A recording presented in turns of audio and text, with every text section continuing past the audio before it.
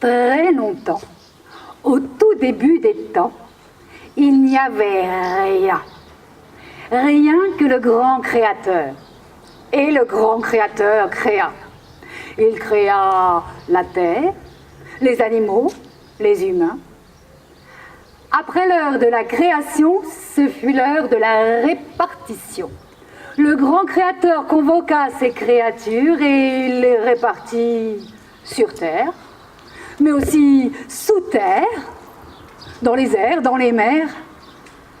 Pour les hommes, ce fut les pieds sur terre, enfin paraît-il. Il paraît que ce jour-là, au moment où le Créateur répartit ses créatures sur les différents continents, ce jour-là, il oublia de convoquer les tziganes. Mais vous savez comment sont les histoires. D'autres disent que ce sont les tziganes qui sont arrivés en retard.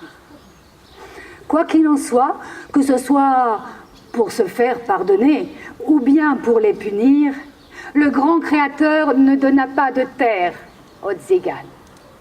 Et comme ils n'avaient pas de territoire, eh bien, ils pouvaient aller là où ils voulaient. Et c'est ce qu'ils ont fait. Les tziganes ont parcouru le monde entier. Ce sont venus des grands voyageurs.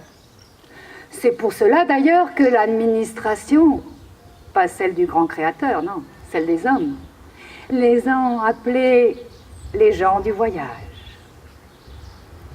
Marche aujourd'hui, marche demain, à force de marcher, on en fait du chemin.